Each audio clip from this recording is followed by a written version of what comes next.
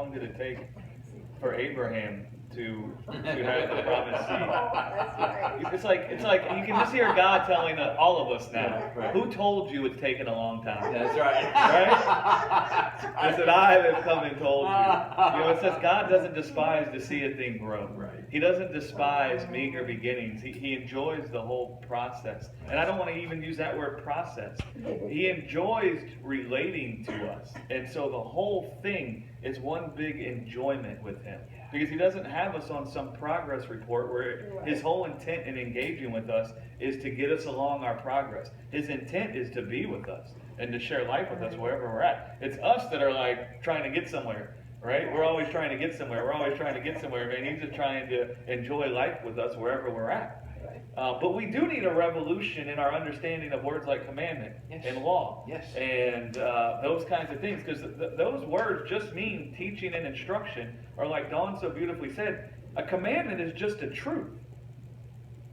A law is just a truth, right? It doesn't tell you to do something. It just declares something that's true. It teaches you about a truth. So something that most people in Christianity don't realize is that the word spirit, word, wisdom, faith, law, commandment, Torah, logic, all those words are all interchangeable. Whoa. They're all talking about the same thing. Okay? So we could just as easily say, in the beginning was the commandment. And the commandment was with God. And the commandment was face to face with God. And the commandment was God. And the commandment was made flesh. We could just as easily say, in the beginning was faith. And faith was with God. And faith was God. And faith was made flesh. In the beginning was wisdom. And wisdom was with God. We could easily say all of those things. In the beginning was the Torah. And the Torah was with God. And the Torah was God. And the Torah was made flesh. In the beginning was the law. And the law was with God. And it's our own preconceived definitions of those words that taint the whole thing and mess the whole thing up. But when you get, and we'll hit this next week, but when Jesus gets later on down into the Sermon on the Mount, and he says, think not that I've come to destroy the law and the prophets. I haven't come to destroy, I've come to reveal. And he's talking about the law there. The law that he's talking about, that he came and revealed, is the blessed is the poor in spirit. Blessed are the meek. That's the law that he's talking about. What verse? Let me just read the verse.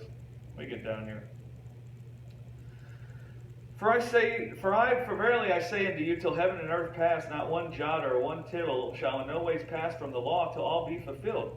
We get to that word law, and then when he says, whosoever therefore shall break one of these least commandments and teach men so, he shall be called least in the kingdom of heaven. We read that word law, and we read that word commandment, and we check out and think he's talking about the Ten Commandments or the law of Moses. Yes, right. We completely discount the context.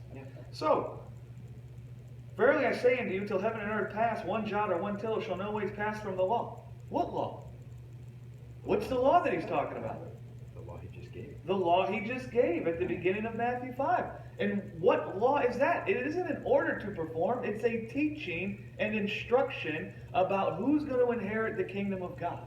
And that teaching and instruction says, blessed are those who are poor in spirit. Blessed are those who are meek. Blessed are those who mourn. Blessed are those who are merciful. Blessed are those who are the peacemakers. Blessed are those who hunger and thirst after righteousness. That's the law he's talking about. So when he says, whosoever therefore shall break one of these least commandments, what commandments is he talking about? He's not talking about the law of Moses. He's not talking about the Ten Commandments. He's talking about what he just said at the beginning of Matthew 5.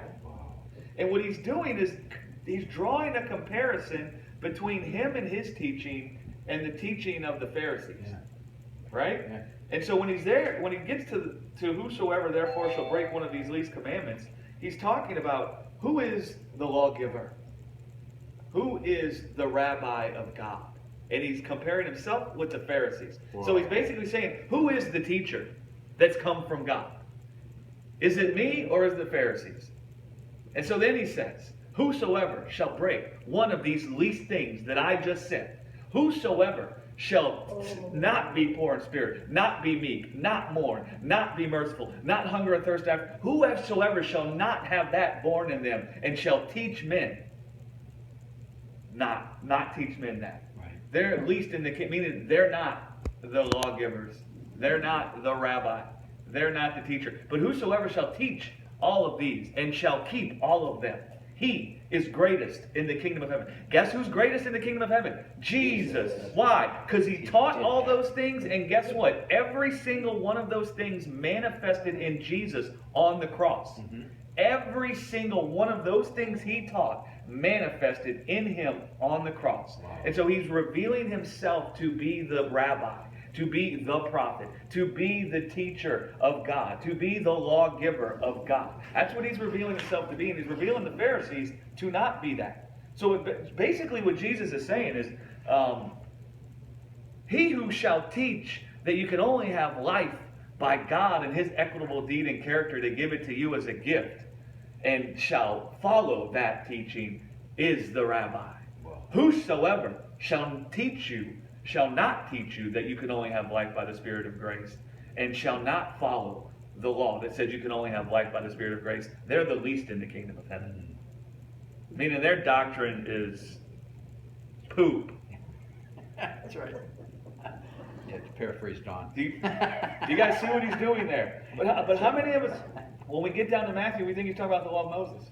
Yeah, absolutely. He's not. Yeah. Or the commandment. Right. No, he's not. He just gave the commandment. He just gave it. It's like you said, but our mind so easily just goes boom. The minute you work, hear the word commandment. Yes, exactly. It's the 10 Commandments. Yes. Yep.